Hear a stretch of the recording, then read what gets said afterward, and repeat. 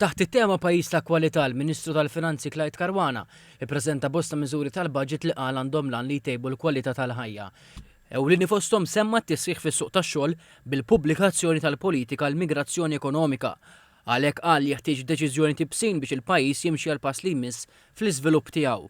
Mill-ewwel ta' Jannar ukoll se jidħol fis-seħħ il-prinċipju legali ta' ħlas indaqs għal xogħol tal-istess valur.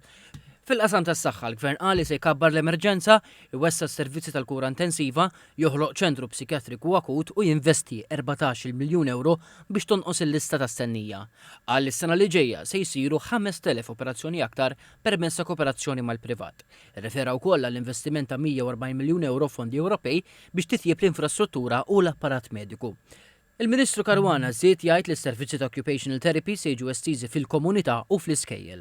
Dwar is-saħħa mentali, il-Gvern qal li se jiddedika 4,500,000 euro li se jissarfu f'madwar 90,000 intervent fil-komunità u fil-post tax-xogħol bilan li jiżdied l-għarfien u l-aċċessibilità għall-kura u titnaqqas l-istigma.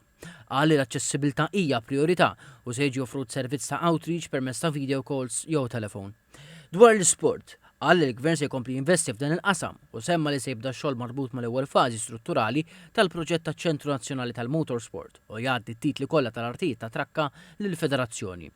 Is-sena d-dieħla wkoll il-Gvern se jħallas l-ewwel 6 xhur ta' sħubija ma' ġimma żgħażagħ li twildu fl-2005, l-2006 u l-2007. Fl-istess waqt il-Ministru kkonferma l-estensjoni ta' bosta skemi mħabbra fis-snin li għaddew, fosthom skemi għar-rinnovar tad-djar fil-qalba tal-ibliet u l-irħula, appoġġ għall-investiment f'enerġija rinnovabbli u produzzjoni ta' enerġija ħadra kif ukoll għax-xiri ta' vetturi li jaħdmu bl-elettriku.